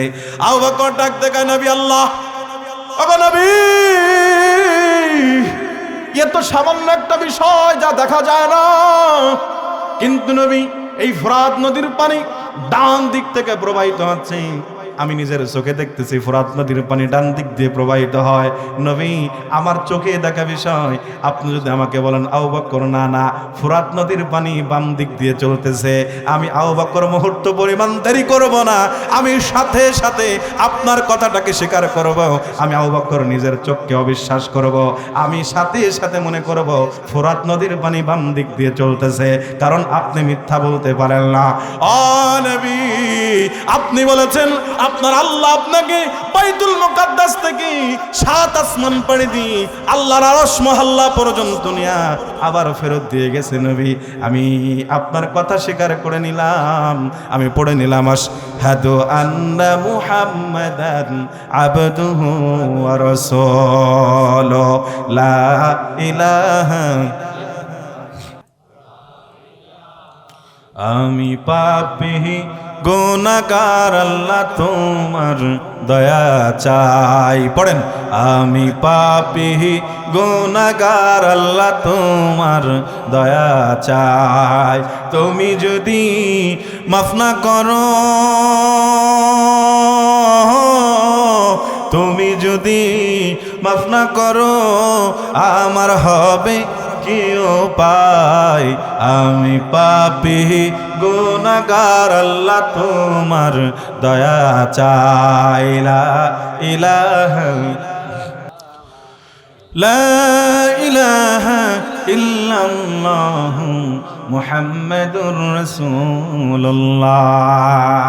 আল্লাহর নবী এত খুশি হয়ে গেলেন, ডাক দিয়ে কয় আবু বকর তুমি আজকে আমাকে এমন খুশি করে দিয়েছো, আজ থেকে শুধুমাত্র তুমি আবু বকর নও, আজ থেকে আমি নবী তোমার নামের শেষে একটা লকব দিয়ে দিলাম, আজ থেকে তুমি আবু বকর সিদ্দিক। সুবহানাল্লাহ। এজন্য বলতেছিলাম ঈমান আনতে হবে আবু বকরের মতো ঈমান, আবু বকরের মতো ঈমান আনতে হবে বিনা কথায়, এক মুহূর্ত পরিমাণ দেরি হবে না। আল্লাহ এবং তার রাসূল যেটা বলেছেন সাথে সাথে স্বীকার করতে হবে, সাথে সাথে বিশ্বাস করতে হবে। এটাই হলো ঈমান, এটাই হলো ঈমানের চাহিদা। কথা বলুন ঠিক কিনা? ভাইরা মা, এবার আসুন মিরাজ কেন সংগঠিত হলো? আল্লাহ তাআলা তার বন্ধুকে কেন এই ফিতরাত বহির্ভূত কাজটা কেন ঘটালো? ভাইরা আমার, আল্লাহর নবী বিশ্ব নবী মুহাম্মদুর রাসূলুল্লাহ সাল্লাল্লাহু আলাইহি ওয়াসাল্লাম, আল্লাহ তাআলা আমার নবীকে 2 জন সঙ্গী দিয়েছিল, একজন বাহিরের সঙ্গী, একজন ভিতরের সঙ্গী। বাহিরের সঙ্গীর নাম হলো আল্লাহর নবীর চাচা খাজা আবু তালেব, আল্লাহর নবীর প্রাণ প্রিয় চাচা, সব সময় ডানে বামে সামনে পিছনে আল্লাহর নবীকে শেল্টার দেয়। আর আল্লাহর নবীর আরেকজন সঙ্গী হলো ঘরের সঙ্গী, নাম হলো আল্লাহর নবীর প্রাণপ্রিয় স্ত্রী আম্মাজান খাদিজাতুল কুবরা। কথা কোন ঠিক কিনা? ভাইরা আমার, অল্প সময়ের ব্যবধানে আল্লাহর নবীর 2 জন মুহসিন, ঘরের এবং বাইরের 2 জন সঙ্গী 1 বছরে একই সময়ে অল্প সময়ের ব্যবধানে ইন্তেকাল করলেন। আল্লাহর নবী বড় এতিম হয়ে গেল, বড় একা হয়ে গেল। আর এতিম কেনই হবে না? আল্লাহর নবী তো এমন নবী, এতিম নবী, অসহায় নবী, মাসুম নবী। আল্লাহর নবী যখন দুনিয়াতে আসে নাই মায়ের পেটের মধ্যে, তখনই তো আল্লাহর নবীর বাবাকে আল্লাহ তাআলা দুনিয়া থেকে বিদায় করে দিয়েছে। আল্লাহর নবী দুনিয়ায় আসতে না আসতে কয়েক বছর যেতে না যেতে আল্লাহর নবীর চাচা, আল্লাহর নবীর আম্মাজান হযরতে আমিনা তিনিও দুনিয়া থেকে চলে গেল। কয়েক বছর যেতে না যেতে আল্লাহর নবীর দাদা খাজা আব্দুল মুত্তালিব তিনিও দুনিয়া থেকে চলে গেল। এবার আল্লাহর নবীর সঙ্গী হলো আল্লাহর নবীর চাচা খাজা আবু তালেব। আর আল্লাহর নবী ইন্তেকাল, আল্লাহর নবীর বিবাহের পরে আল্লাহর নবীর ঘরের জীবনের সঙ্গী হলো আল্লাহর নবীর স্ত্রী আম্মাজান খাদিজাতুল কুবরা। দুইজন যখন একই বছর চলে গেল, আল্লাহর নবী বড় অসহায় হয়ে পড়লো, এতিম হয়ে গেল। ও আমার ভাইরা, আবার একই বছরে আল্লাহ তাআলা ডাক দেয়, কয় নবী শুধুমাত্র দিনের দাওয়াত মক্কা পর্যন্ত বিস্তৃত করলে হবে না, দিনের দাওয়াতে আপনি প্রতিবেশী তায়েফের মধ্যে চলে যান। তায়েফের মধ্যে আমার নবী চলে গেল। তায়েফের মধ্যে যখন আল্লাহর নবী দ্বীনের দাওয়াত দেয়, কাফের মুশরিকরা আল্লাহর নবীকে প্রচন্ডভাবে তারা আঘাত করলো, আল্লাহর নবীকে রক্তাক্ত করে দিল। আল্লাহর নবী মার খেয়ে রক্তাক্ত হয়ে তায়েফ থেকে যখন ফিরে আসলো, তাহলে একই বছরে আল্লাহর নবীর জন্য বেদনাদায়ক ঘটনা ঘটলো তিনটা। কয়টা? আরো জোরে কোন কয়টা? এক নম্বরে আল্লাহর নবী নিজের স্ত্রী হযরতে খাদিজাকে হারালেন, আল্লাহর নবীর চাচা খাজা আবু তালেবকেও হারালেন। আবার তায়েফের শহর থেকে আল্লাহর নবী রক্তাক্ত হয়ে ফিরে আসলেন। তিন কষ্ট পেয়ে আল্লাহর নবীর হৃদয়টা যখন ভেঙে চুরমার হয়ে যায়, মুসলমান চিৎকার মেরে বলেন তো দেখি, আল্লাহর নবী কষ্ট পেলে আল্লাহ কষ্ট পায় কি পায় না? আরো জোরে বলেন, পায় কি পায় না? আমার নবী যখন কষ্ট পায় আল্লাহর আরশ আজিম পর্যন্ত কাঁপতে শুরু করে। আল্লাহ ডাক দিয়ে কয়, জিবরাইল যা যা আমার নবীর কাছে সান্ত্বনা বাণী নিয়ে যা, কারণ আমার নবী কষ্ট পেলে আমি আল্লাহর কুদরতি দরিয়ার মধ্যে জোশ খেলে যা। ভাইরা মা, আল্লাহ তাআলা তার নবীকে সান্ত্বনা দিবে। এই সান্ত্বনাটা কেমন সান্ত্বনা? এই সান্ত্বনা দুনিয়ার জমিনে দিবেন না, আল্লাহ তাআলা তার নবীকে ধুলক ভুলক ছাড়িয়ে সপ্ত আসমান মারিয়ে নিজের বাসভবনে ডেকে নিয়ে তারপরে সান্ত্বনা দিবেন। কারণ কি? কথায় কথা মনে পড়ে যায়, স্মরণ করেন আল্লাহর নবী যখন ছোট্ট, এই আল্লাহর নবী ছোট্ট থাকা অবস্থায়, আল্লাহর নবী যখন ছোট্ট, এই ছোট্ট অবস্থায় আম্মাজান হযরতে আমিনা তিনি আল্লাহ নবীকে নিয়ে বড় পেরেশান। আল্লাহ নবীর চাচা খাজা আবু তালেব ডাক দিয়ে জিজ্ঞাসা করতেছে, বোন তুমি কেন চিন্তিত, কেন তুমি পেরেশান, তোমার মনের মধ্যে কেন এত দুঃখ কষ্ট? ডাক দিয়ে বলতেছে, ভাইজান অন্য অন্য সন্তানের বাবারা বেঁচে থাকলে এই সন্তানটা যখন দুঃখ কষ্টের মধ্যে পড়ে সন্তানকে ঘোরানোর জন্য কখনো খালা বাড়ি নিয়ে যায়, মামা বাড়ি নিয়ে যায়, ফুফু বাড়ি নিয়ে যায়, পাশের বাজারে নিয়ে যায়। কিন্তু আমার সন্তান এতিম, আমার সন্তান অসহায়, আমার সন্তানের তো বাবা নাই, ওরে কে কোথায় ঘুরতে নিয়ে যাবে? আরে আল্লাহ তাআলার এই কথাটা এমন ভাবে তার কুদরতি দরিয়ার মধ্যে আঘাত ফেলেছে। আল্লাহ কয়, হারে আমার বন্ধুর ব্যাপারে আমার বন্ধুর আম্মা জান এত কষ্ট পায়। আল্লাহ ডাক দিয়ে বলতেছে, ও আমেনা তুমি কষ্ট পাবা না, তোমার স্বামী আব্দুল্লাহ বেঁচে থাকলে হয়তোবা তোমার সন্তান মুহাম্মদকে দুনিয়ার কোনো বাজারে ঘুরতে নিয়ে যেত, দুনিয়ার কোনো খালা বাড়ি আর মামা বাড়ি নিয়ে যেত। কিন্তু আমেনা তুমি তো জানো না, আমি আল্লাহ রাব্বুল আলামিন আমার বন্ধু মুহাম্মদুর রাসূলুল্লাহকে আমি আল্লাহ তাআলা আমার নিজের বাড়িতে ঘুরতে নিয়ে আসব। সময় হয়ে গেল সেই ওয়াদা পূরণের, ওয়াদা পূরণের সময় হয়ে গেল। আল্লাহর নবী তিনটা কষ্ট পেয়ে তায়েফের জমিন থেকে রক্তাক্ত হয়ে মার খেয়ে হাতিমে কাবার মধ্যে যখন আল্লাহর নবী হাতিমে কাবার মধ্যে তার দেওয়ালের মধ্যে হেলান দিয়ে ঘুমায়েছে, অথবা কোন কোন বর্ণনার মধ্যে লেখা হয় আল্লাহর নবীর চাচাতো বোন উম্মে হানির ঘরের মধ্যে আল্লাহর নবী বিশ্রাম করছিল, রাত্রবেলায় শুয়েছিল। হঠাৎ করে আল্লাহ তাআলা দুইজন ফেরেশতাকে পাঠিয়ে দিল। একজনের নাম হলো হযরত জিবরাইল আর একজনের নাম হলো মিকাইল। দুই ফেরেশতা আসলেন, ইয়া রাসূলুল্লাহি ওয়া ইয়া হাবিবাল্লাহ, ঘুম থেকে উঠুন। আল্লাহর নবী ঘুম থেকে জাগ্রত হলেন, ঘুম থেকে উঠে গেলেন। আল্লাহর নবীকে নিয়ে যাওয়া হলো ঘুম থেকে উঠায়া। আল্লাহ নবীর বক্ষটা বিদরণ করলেন, সিনাটা চাক করে ফেললেন, বুকটা ফেড়ে ফেললেন।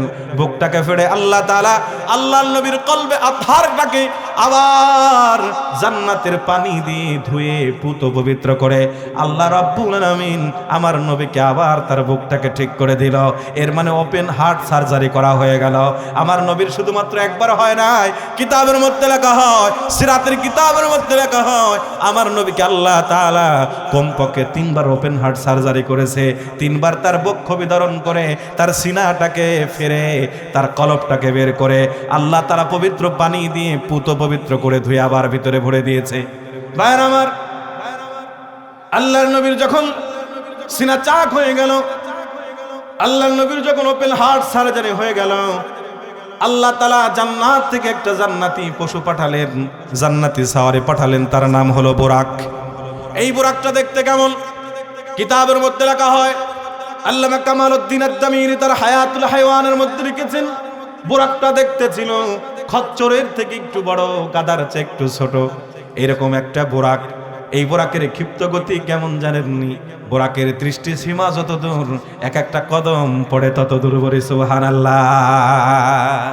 এই বুরাক আনা হলো, আল্লাহর নবীকে বলা হলো, নবী গো আপনি এই বুরাকের উপরে সওয়ার হন। আল্লাহর নবী যখন বুরাকের উপরে সওয়ার হতে যাবেন, বুরাক তখন কেমন যেন লাফালাফি শুরু করে দেয়। বুরাক আল্লাহর নবীকে উঠাতে অস্বীকার করে। হযরত জিবরাইল আমিন ডাক দিয়ে বলল, বুরাক তুমি তো জানো না কে তোমার পিঠের উপরে সওয়ার হচ্ছে? গোটা পৃথিবীর সবচেয়ে দামি মানুষ আল্লাহ রাব্বুল আমিন, যাকে কেন্দ্র করে আসমান জমিন বানিয়েছে, নবী মুহাম্মদুর রাসূলুল্লাহ আল্লাহর বন্ধু তোমার পিঠের উপরে সওয়ার হতে যাচ্ছে। তুমি বড় সৌভাগ্যবান, তুমি তোমার পিঠের উপরে নবীকে সওয়ার করে নাও। বুরাক তারপরও কেমন যেন লাফালাফি করে। আল্লাহর নবী বুরাকের কপালের মধ্যে হাত দিয়ে ডাক দিয়ে কয়, বুরাক তোমার কি দুঃখ, তোমার কি কষ্ট, কেন তুমি আমাকে সওয়ার করাতে চাও না? বুরাক কেমন যেন আল্লাহর নবীকে ডাক দিয়ে বলতেছে, নবী কাল কিয়ামতের ময়দানে আপনি যখন জান্নাতে যাবেন, লক্ষ লক্ষ বুরাকের মধ্যে আপনি আমাকে চিনতে পারবেন না, আপনি আমাকে হারিয়ে ফেলবেন, আপনি আমাকে ভুলে যাবেন গো নবী। নবী গো কথা দেন, কাল কিয়ামতের ময়দানে লক্ষ লক্ষ বুরাকের মধ্যে আপনি যদি আমাকে চিনেন, তাহলেই কেবলমাত্র আমি আপনাকে আমার পিঠের উপরে সওয়ার করব। নবী ডাক দিয়ে বলল, বুরাক কাল কিয়ামতের ময়দানে আমি তোমাকে চিনব, আমি তোমাকে স্বীকৃতি দিব। আল্লাহর নবী বুরাকের উপরে সওয়ার হয়ে গেলেন। বুরাক চলতে শুরু হয়ে গেল। দৃষ্টি সীমা যত দূর, কদম পড়ে তত দূর। এক এক কদম কদম করতে করতে আল্লাহর নবী বাইতুল মুকাদ্দাসের দিকে এগিয়ে যাচ্ছে। ও আমার ভাইরা, প্রতিমধ্যে ঘটনা ঘটে গেল, অনেক অসংখ্য ঘটনা ঘটে গেল। আরে অনেক ঘটনা ঘটে গেল। আল্লাহর নবী কি কখনো এক বৃদ্ধ সালাম দেয়, আবার কখনো এক বৃদ্ধা সালাম দেয়। আরে কখনো কখনো আল্লাহর নবী দেখতে পেলেন কিছু মানুষকে শাস্তি দেওয়া হয়, কারো মাথা ফাটায় ফেলা হয়, কাউকে পাথর দিয়ে আঘাত করা হয়, কেউ নক্ত নদীর মধ্যে কেউ সাঁতার খেলে। এভাবে বিভিন্ন আল্লাহর নবীর সামনে বিভিন্ন সিনারিগুলো, বিভিন্ন যন্ত্রণা, বিভিন্ন শাস্তিগুলো আল্লাহর নবীর চোখের সামনে ফুটায় তোলা হলো। বাইরে আমার সময় যেহেতু সংক্ষেপ, আমি কথাগুলো বিস্তারিত বলতে পারবো না। আল্লাহর নবী চলতে চলতে বুরাক আল্লাহর নবীকে বাইতুল মুকাদ্দাস পর্যন্ত পৌঁছে দিল। বাইতুল মুকাদ্দাসের কাছে যখন বুরাক স্টপেজ করলো, আল্লাহর নবী বুরাক থেকে নেমে গেলেন। এবার বুরাকটাকে বাঁধার প্রয়োজন আছে না নাই? আহারে বাইতুল মুকাদ্দাসের পাশে একটা খুঁটি আজও পর্যন্ত আছে। ইতিহাসের কিতাব আজও পর্যন্ত সেই খুঁটির নিশ্চয়তা খুঁজে পেয়েছে। শুধু নিশ্চয়তাই নাই, খুঁটির মধ্যে যেই ফুটো করা হয়েছিল সেই ফুটোটা পর্যন্ত আজও আছে। জিবরাইল আমিন আলাইহিস সালাতু ওয়াস সালাম খুঁটির উপরে হাতের আঙ্গুল দিয়ে একটি ছিদ্র করে ফেললো। সেই ছিদ্রের মধ্যে বুরাকের রশি ঢুকায়া বুরাকটাকে বেঁধে ফেলা হলো। আরে আল্লাহর নবী যখন বাইতুল মুকাদ্দাসের মধ্যে ঢুকলো, লক্ষ্য করলেন হযরতে সাইয়্যিদুনা ইব্রাহিম পয়গম্বর আলাইহিস সালাতু ওয়াস সালাম বাইতুল মুকাদ্দাসের পাশেই দাঁড়ায় দাঁড়ায়, বাইতুল মুকাদ্দাসের এক কোণায় দাঁড়ায় দাঁড়ায় তিনি নামাজ পড়তেছে। বলে সুবহানাল্লাহ। ভাইরা আমার, পয়গম্বর ইব্রাহিমের সঙ্গে দেখা হলো, পয়গম্বর মুসার সঙ্গে দেখা হলো, সাইয়্যিদুনা আদম থেকে নিয়ে ঈসা পয়গম্বর পর্যন্ত যত নবী আল্লাহ তাআলা গোটা পৃথিবীতে পাঠিয়েছিলেন সব নবীদের মিলন মেলা আল্লাহ রাব্বুল আলামিন বাইতুল মুকাদ্দাসের মধ্যে তৈরি করে দিলেন। সব নবীরা বাইতুল মুকাদ্দাসের মধ্যে হঠাৎ করে নামাজের সময় হয়ে গেল। হযরত জিবরিল আমিন আলাইহিস সালাতু ওয়াস সালাম তিনি আযান দিলেন। এবার ইমামতি কে করবে? আরে সমস্ত নবীদের ইমামতি, সমস্ত রাসূলদের ইমামতি। ও মুহাম্মদের উম্মতের দল, কেমন নবীর উম্মত তুমি, কেমন নবীর উম্মত তুমি। কানটা খাড়া করে দেন, মনটা নরম করে দেন, গভীর মনোযোগ দিয়ে শুনেন আমার বাজানেরা। আল্লাহর নবী কেমন নবী, কেমন বরকতময় নবী, কেমন শ্রেষ্ঠ নবী, একটু লক্ষ্য করে শুনেন আমার বাজানেরা। যখন নামাজের সময় হয়ে গেল, জামাতের ইমামতি কে করবে? প্রত্যেকটা নবীদের দিলের মধ্যে একই তামান্না, একই চাহিদা। আর লক্ষ লক্ষ নবী এবং রাসূলদের ইমামতির সুযোগ মনে হয় আল্লাহ তাআলা আমারে দিবে। পয়গম্বর আদম মনে মনে ভাবে আল্লাহ মনে হয় ইমামতের সুযোগটা আমারে দেবে, কারণ আমি তো প্রথম মানুষ, প্রথম নবী। পয়গম্বর নূহ তিনি মনে মনে ভাবতেছে আল্লাহ মনে হয় ইমামতির সুযোগটা আমাকে দিবে, কারণ আমি প্রথম রাসূল। পয়গম্বর হযরত ইব্রাহিম খলিলুল্লাহ তিনিও মনে মনে ভাবতেছে আরে আল্লাহ তাআলা মনে হয় ইমামতের সুযোগটা আমাকে দিবে, কারণ আমি আল্লাহর বন্ধু। পয়গম্বর মূসা মনে মনে ভাবে আরে ইমামতের সুযোগটা মনে হয় আল্লাহ তাআলা আমারে দিবে, কারণ আমি তো কালিমুল্লাহ, আমি আল্লাহর সাথে কথা বলেছি। পয়গম্বর ঈসা রূহুল্লাহ তিনি মনে মনে ভাবতেছে আল্লাহ রাব্বুল আলামিন মনে হয় ইমামতের সুযোগটা আমাকে দিবে, কারণ আমি তো আল্লাহর রূহ, আমি ঈসা রূহুল্লাহ। ভাইরা আমার, প্রত্যেক নবীরা যখন দিলের মধ্যেই তামান্না নিয়ে বসে আছি, কখন আল্লাহ তাআলা অর্ডার করবে আর আমি পা বানিয়ে বাইতুল মুকাদ্দাসের মিহরাবের মধ্যে দাঁড়াইয়া ইমামতি করে সমস্ত নবী এবং সমস্ত রাসূলদের ইমাম হয়ে যাব। সমস্ত নবীদের চিন্তাকে বিমরাং করে দিয়ে জিবরাইল আমিন আলাইহিস সালাতু ওয়াস সালামের নেতৃত্বে আল্লাহ রাব্বুল আলামিন আমার নবীর হাত মোবারক ধরে জিবরাইল আমিন আস্তে আস্তে করে কদম মোবারক আগাইতে আগাইতে সমস্ত নবীদের কাতার ডিঙ্গিয়ে আমার নবীকে আহারে মসজিদে আকসার মিহরাব পর্যন্ত পৌঁছায় দিলে। ভাইরা আমার, ও মুহাম্মাদের উম্মতের দল, কেমন নবীর উম্মত। আরে এই জন্যই তো আল্লাহর নবীকে বলা হয় সাইয়্যিদুল আম্বিয়া এবং আল্লাহর নবীকে বলা হয় সাইয়্যিদুল মুরসালিন, ইমামুল আম্বিয়া, ইমামুল মুরসালিন। সব নবীরা যেটা চাহিদা করে আমার নবী চাহিদা না করে সেটা পেয়ে যায়। কথা কোন সুবহানাল্লাহ। আমার নবী জিবরাইল আমিনের নেতৃত্বে মেহরাবের মধ্যে যখন পৌঁছে গেলেন, আল্লাহর নবী নামাজ ইমামতি করলেন।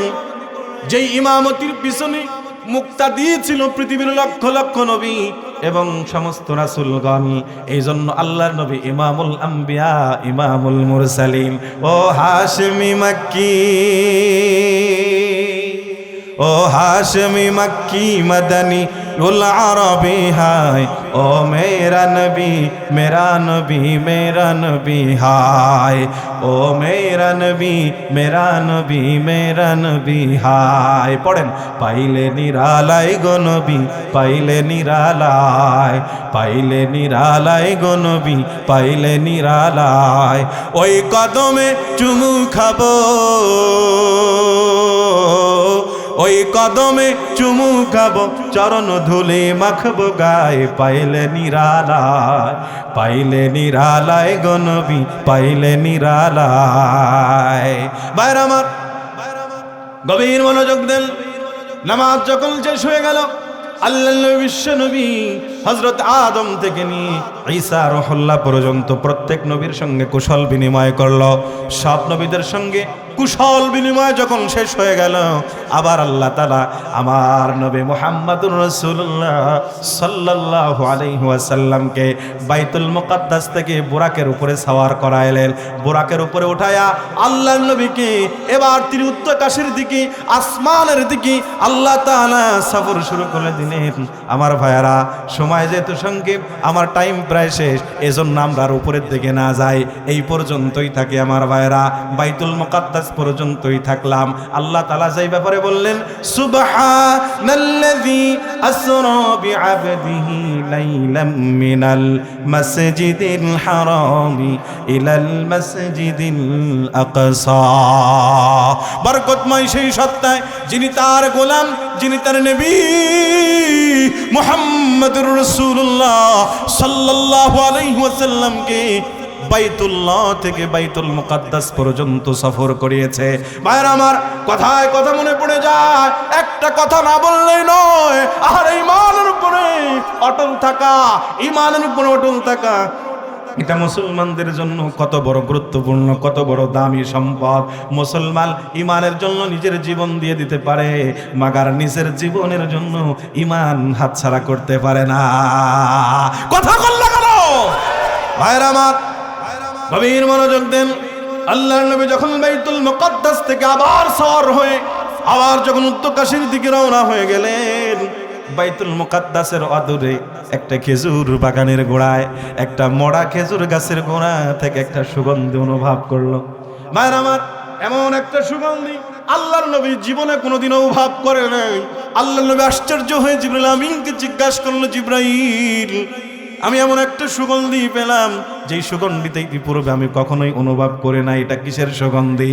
হযরত জিবরাইল আমিন ডাকতে বলতে, নবী আল্লাহ, এটা আল্লাহর জান্নাতের সুগন্ধি। জোরে বলি সুবহানাল্লাহ।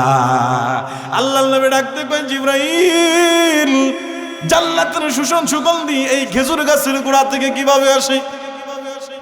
জিবরাইল আমিন ডাকতে বলতেছে, নবী আপনি জানেন না, আপনার আগে প্রায় ১,৫০০ থেকে ২,০০০ বছর আগে একজন নবী দুনিয়ায় এসেছিল।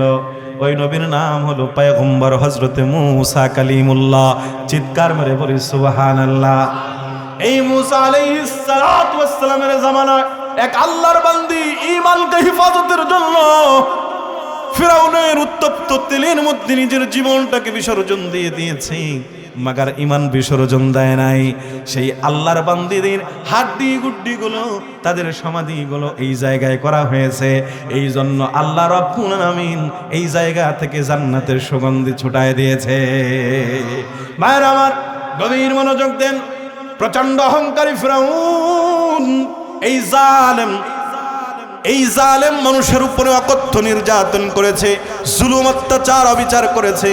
আল্লাহ তাআলা তার জুলুমের মাত্রা এভাবে উপস্থাপন করলো, ইউদাব্বিহুনা আবনাআকুম ওয়া ইস্তাহয়ুনা নিসাআকুম। বনি ইসরাইলের ছেলে সন্তানদেরকে হত্যা করেছে আর মেয়েদেরকে জীবিত রেখেছে এই প্রচন্ড জালেম। আমার ভাইরা, জুলুম করবেন না, জুলুম আল্লাহ পছন্দ করে না। আল্লাহু লা ইউহিব্বুয যালিমিন, জালেমদেরকে আল্লাহ ভালোবাসে না। আল্লাহু লা ইউহিব্বুয যালিমিন, জালেমদেরকে আল্লাহ ভালোবাসে না। শুধু এতটুকুই নয়, ইন্নাল্লাহা লা ইয়াহদিল কওমাদ যালিমিন, আল্লাহ জালেম সম্প্রদায়কে হিদায়াতও দেয় না। কথা কোন ঠিক কিনা? ভাইরা আমার, ইবনে তাইমিয়া রাহিমাহুল্লাহ তার কিতাবের মধ্যে ছোট্ট একটা ঘটনা এনেছে। জালেমকে আল্লাহ তাআলা কিভাবে শাস্তি দেয়, দুনিয়ার মধ্যেই তার শাস্তি হয়ে যায়। তার জ্বলন্ত প্রমাণ হলো, একজন মাছ চাষি, একজন জেলে দিন সকাল থেকে সন্ধ্যা পর্যন্ত অসংখ্য কষ্ট করে সে জাল খেওয়াইছে, মাছ পায় না। সকাল থেকে সন্ধ্যা পর্যন্ত খেবলা খেওয়াইছে, মাছ পায় না। সন্ধ্যার সময় আল্লাহ রাব্বুল আলামিন তার কষ্টের একটা আজর দিয়ে দিয়েছে। কারণ মান জাদ্দা ওয়াজাদা, যে চেষ্টা করে সে সফল হয়। কথা কোন ঠিক কিনা? যে আল্লাহর উপরে ভরসা করে, আল্লাহ তাআলা হয়তো তারে পরীক্ষা করে, কিন্তু পরীক্ষা শেষে সফলতা আছে না নাই? দিন বনে আল্লাহর উপরে ভরসা করেছে। ওয়ামাইয়া তাওয়াক্কাল আলাল্লাহ ফাহুয়া হাসবু, যারা আল্লাহর উপরে ভরসা করে আল্লাহ তাদের জন্য যথেষ্ট হয়ে যায়। কেমন যথেষ্ট হয়ে গেল আমার ভাইরা? আরে আল্লাহর বান্দা দিন ভরে খেবলা খাওয়ার পরে যখন মাছ পায় না, সন্ধ্যার সময় আল্লাহ তাআলা তাকে বড় একটা মাছ দিয়েছে। শেষ খাবে সন্ধ্যার সময় বড় একটা মাছ সে পেয়েছে। মাছটা পাওয়ার পরে সে যখন খুশি, আর এই মাছটা বাজারে নিয়ে বিক্রি করে এই টাকা দিয়ে তার সংসার চলবে। সে এই টাকা দিয়ে তার সংসারের চাল কিনবে, ডাল কিনবে, ছেলে সন্তানদের খাবার দাবারের ব্যবস্থা করবে। মাছটা নিয়ে যখন তিনি বাজারের দিকে রওনা হয়েছে, ওই এলাকার এক পাতিনিতা আমাদের সমাজে আছে না নাই? নিজের টাকা, নিজের জমিতে আপনি একটা বিল্ডিং করবেন, দেখবেন রাত্রেবেলা ফাতিনিতা আসছে, বন্দুকের নল বুকের মধ্যে ঠেসে দিয়ে কয়, এই নিজের জায়গা ভালো কথা, বিল্ডিং করবা ভালো কথা, যদি তুমি আমারে কিছু না দাও তাহলে কিন্তু তোমার ঘর করতে দিব না। কথা কর আছে না? আছে না এরকম কিছু জানেন? মাশাআল্লাহ, হুজুর চলে আসছে ভাইরা আমার, আমিও শেষ করে দেব, আমার সময়ও শেষ। 5 মিনিটের মধ্যে আলোচনা শেষ করে গোছাই নিয়ে আসতেছি ভাইরা আমার। তাহলে বলতেছিলাম, এই জালেম আল্লাহর বান্দা জেলের থেকে যখন মাছটা ছিনতাই করে নিয়ে গেছে, তো মাছটা যখন ধরে নিচ্ছে, হঠাৎ করে মাছ ছোটাছুটি করতে গিয়ে মাছের একটি কাঁটা আল্লাহর বান্দার হাতের মধ্যে লাগছে। হাতের মধ্যে লাগা মাত্রই একটা ব্যথা অনুভব হয়েছে, ব্যথা শুরু হয়েছে। এই ব্যথা থেকে আস্তে আস্তে আস্তে করে হাতের মধ্যে পচন ধরছে। যে আঙ্গুলের মধ্যে পচন শুরু হয়েছিল, ডাক্তারের কাছে গেছে, ডাক্তার বলে আঙ্গুল কাটতে হবে, না হলে হাত পুরো নষ্ট হয়ে যাবে। পরে হাতের কবজি কাটছে, তাও ভালো হয় না। হাতের গেনু কাটছে, তাও ভালো হয় না। পুরো হাতটা কেটে ফেলছে, তাও ভালো হয় না। ডাক্তার বলতেছে, দেখো তোমার হয়তো কোনো মানুষের বদদোয়া লাগছে। তখন ঠিক কিনা? আরে আল্লাহর হাবিব বলেছেন, ইত্তাকি দাওয়াতাল মাজলুম ফা ইন্না বাইনাহু ওয়া বাইনাল্লাহি লা হিজাব। ভয় করো মাজলুমের বদদোয়াকে, কারণ মাজলুমের বদদোয়া আর আল্লাহ রাব্বুল আলামিনের মধ্যে কোনো দেওয়াল থাকে না। কথা কোন ঠিক কিনা? তোমার মনে হয় কেউ বদদোয়া লাগছে, তুমি তার কাছে ক্ষমা না চাইলে তুমি ভালো হবে না। আল্লাহর বান্দার মনে পড়ছে, আরে আমি তো অমুক দিন অমুক জায়গায় এক আল্লাহর বান্দার সাথে জুলুম করছি। কেমন জুলুম? তার মাছটা আমি কেড়ে নিয়ে আসছি, তার কাছে ক্ষমা চাওয়া দরকার। দৌড়ায় গেছে সে আল্লাহর বান্দার কাছে, ভাই অমুক দিন অমুক জায়গা থেকে তোমার কাছ থেকে আমি জোর করে একটা মাছ ছিনতাই করে নিয়ে গেছিলাম, তুমি যদি আমার ক্ষমা না করো, দেখো আমার অবস্থা, আমি পুরোটাই নষ্ট হয়ে যাব। আল্লাহর বান্দা তখন চোখের পানি ছেড়ে ওনারে বলতেছে, দেখো তুমি যদি সূত্রে যাও, তুমি যদি হিদায়াত প্রাপ্ত হও, তাহলে এর থেকে বড় চাওয়া পাওয়ার আমার কিছু হতে পারে না, আমি তোমার মাফ করে দিলাম। এজন্য আমার বাসানেরা আমি বলতেছিলাম, জুলুম করবেন না, জালেমকে আল্লাহ তাআলা পছন্দ করে না। বাংলার জমিনে বিগত 16 বছর আমরা জুলুমের প্রহসন দেখেছি, আগামী বাংলার জমিনে জুলুম দেখতে চায় না। কথা বলুন ঠিক কিনা? যে বা যারা বাংলার মসনদে আসবে, বাংলার ক্ষমতায় যারা আসবে, বাংলার জনগণের উপরে, বিশেষ করে আলেম শ্রেণীর উপরে কোনো জুলুম বরদাস্ত করা হবে না। না হয় পিছনের মানুষের যে অবস্থা হয়েছে, সামনের মানুষের একই অবস্থা হবে। তোমরা তো প্রতিবেশীদের কাছে জায়গা পাইছো, আর তোমরা তো অমুক জায়গার তমুক জায়গায়, তোমাদের জায়গা পাওয়ার কোনো প্রশ্ন উঠতে পারে